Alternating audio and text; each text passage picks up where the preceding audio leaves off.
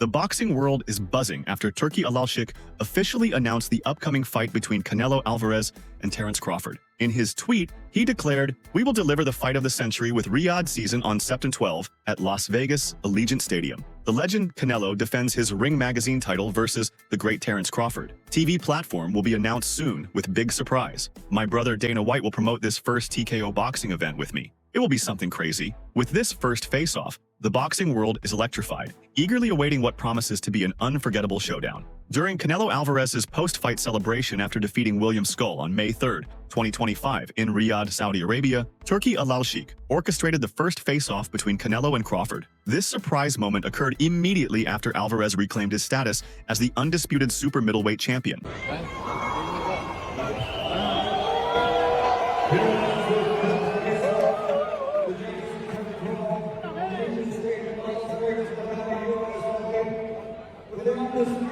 The fight has sparked a wide range of reactions from boxing legends, analysts, and fans alike. Dmitry Bivol, who previously handed Canelo Alvarez a rare defeat, believes that Terence Crawford's desire and activity level could pose significant challenges for Alvarez. Bivol emphasizes that Crawford's mental readiness and adaptability are crucial factors that could help him navigate the power and pressure at 168 pounds. Wants this fight a lot. He wants this fight, and I think he will be more active than Canelo's previous opponent, and he has different mentality. He has champion mentality. I think the fight will be much more interesting. What do you make of the weight in that fight, the weight difference? I think Crawford will not let Canelo just walking on the ring when he wants, you know, because we could see this fight. Canelo did everything. When he wanna rest, he could rest easy, you know, in this fight. Yeah, of course, when he wants to work, that guy didn't give him work. He did just rest. And I think with Crawford, it will be harder to rest. Who do you think wins? I don't know. It's a very interesting fight, but I don't know.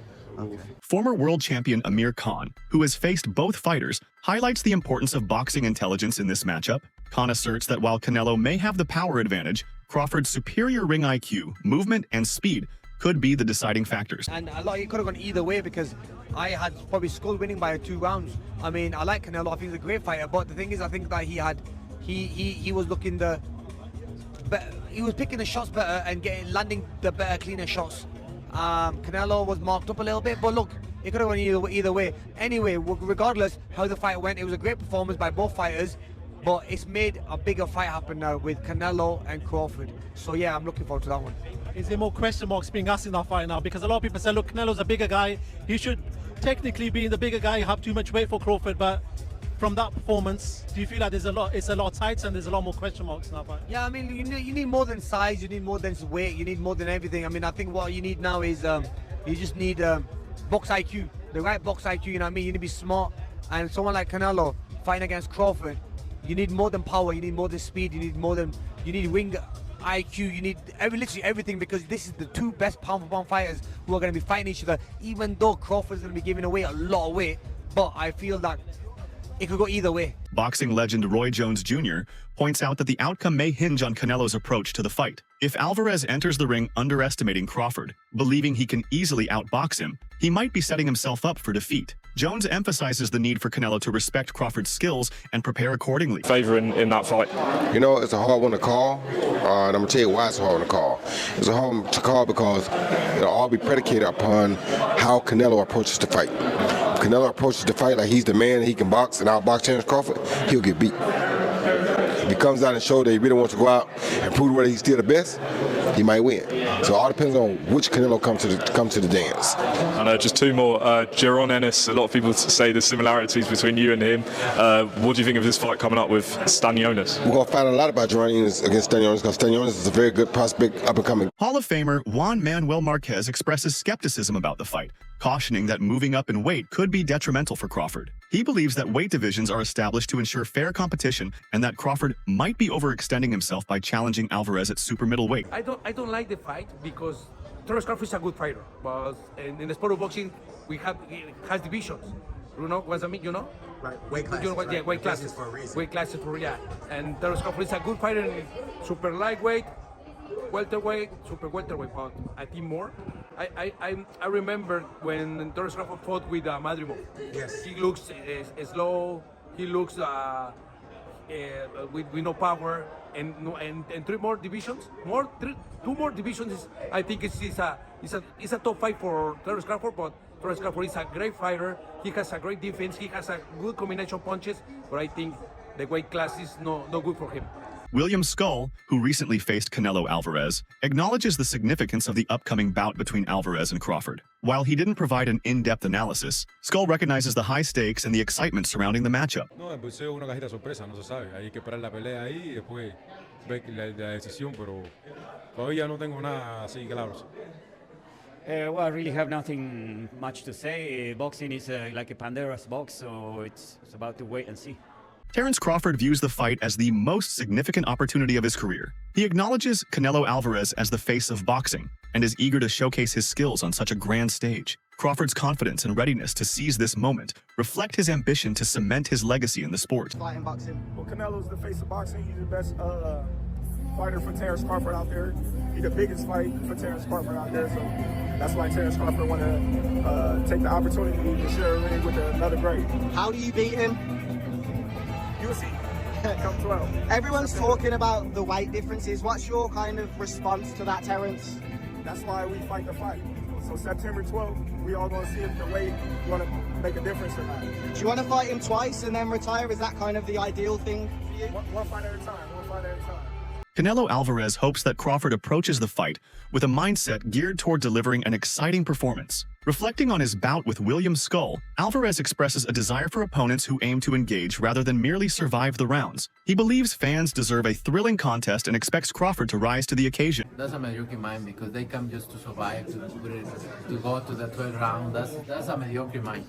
You need to put a good fight there and put great show, you know? You know what I mean? Do you think Crawford will employ the same tactics? I hope not. I hope not because the people deserve a good fight. What do you make of the Crawford fight next? Huh? How excited are you for the Crawford fight? I'm excited. I'm gonna enjoy this win and then waiting. Yeah, definitely. Do it. British welterweight Conor Benn sees the fight as evenly matched, describing it as a 50 to 50 inches contest. Benn's assessment underscores the competitive nature of the bout, with both fighters bringing unique strengths to the ring. With Crawford going up, I believe he can put a beating on anybody 154, 160. But not 68. Nah, Benavidez is... Canelo. Yeah. Canelo, I think he's a smart fighter. He doesn't rely on his power. Crawford ain't a fighter who just relies on his power. And then Canelo, you know, when he's fought Belenga, then fought Ryder, Munguia, it's even. I think it'd be a 50-50 fight if Crawford fought Canelo. Some observers have raised concerns about Canelo Alvarez's recent performance against William Skull, noting a perceived decline in his agility and overall dominance. Critics question whether Alvarez can maintain his elite status against a formidable opponent like Crawford, especially given the low-output nature of his last fight. After really the Triple G fight is when we've seen the slippage on Canelo. And over the last 2 years, it's been immediately apparent. It's been apparent straight away over the last 2 years. Canelo's feet have always been slow. He's always been very slow-footed. So when people are saying, oh, it looks like his legs are slowing down, yeah, they are. They've never been quick, but now they're even slower, which is a problem. And Jim Lampley on commentary on Friday Night Show was saying that one of Canelo's biggest strengths is his legs. It generates power and it helps with his punch resistance. Well, those legs are sliding and that power is diminishing. Canelo hasn't had a stoppage win now since he knocked out Plant in 2021. And yeah, he's dropped some of these guys, but he's not been able to step on the gas and finish them. He's not been able to go through the gears. His gas tank, you can put that into question as well. And Canelo Alvarez, come July, be 35 years old. So he is, look, Canelo's been around so long, and his real prime was in his mid-20s. So we associate Canelo, mid-20s to early 30s. So we kind of associate Canelo with that. I don't want to say ever young, but you know, he is still young, just not in boxing senses. But he's been around so long, 20 years a pro, and he's been at world levels for probably 15 of those. You're going to expect some slippage. And I think in this fight, an opponent, it was very negative, yes, but an opponent who Canelo Alvarez of 5 years ago would have handled, and he did handle him, but you know what I mean, he probably would have put some damage on William Skull. He didn't do anything.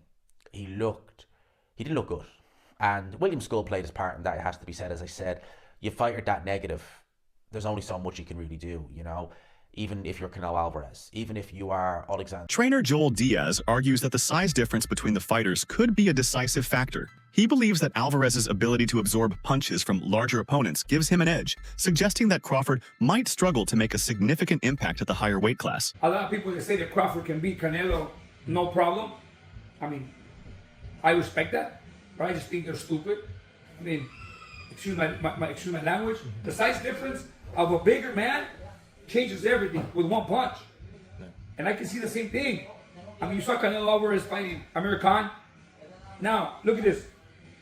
Terence Crawford moved from 47 to 54 to fight Madrimov. What did you do to Madrimov? Nothing. Okay, Madrimov was a 54-pounder. Now, to move up to 168, that's 2 more divisions. Canelo Alvarez will take any punch from Crawford, but I don't think Crawford will take any punches from Canelo. Remember, Canelo got hit by Triple G, the heaviest hitter in that division. And Canelo took those shots like a champ. I don't think Crawford has anything to beat Canelo. Former champion and promoter Oscar De La Hoya expresses skepticism about the fight, labeling it a money grab. He emphasizes the historical precedent that a smaller, skilled fighter rarely defeats a larger, equally skilled opponent, casting doubt on Crawford's chances at super middleweight. William who? Canelo versus William Skull. William who? Oscar, can you compare with us? Oscar being back in New York over here. No, let's just say Canelo Crawford, in the history of boxing, and this is the facts. Let's get it. If you see Thursdays, back Thursdays, I speak the facts. All right? I'll even do it for you. Okay. A good little man has never beaten a good big man in the history of the game, unless you go back to certain situations with Pacquiao beat me, but I was a dead man walking anyway. But a good little man never beats a good big man, so it's a tough test for Crawford, but I'm not counting him out. The bottom line, and this is the truth again, it's a money grab. That's it. Yeah. But Crawford doesn't rely on his power; he relies on his IQ. Crawford, what he did to Spence was magic, was incredible, was amazing. And so, look, one thing about Canelo is that we all know that he walks in the ring as if there's wet cement, right? His footwork is a little too heavy. Crawford is such a smart fighter where he can he's like Bruce Lee, literally. And he's in his peak, he's in his prime. And so I think that if that fight ever happens, which I don't think it will, if that fight ever happens, I have to go with Crawford. There you have it, Oscar De La Hoya talking about Crawford.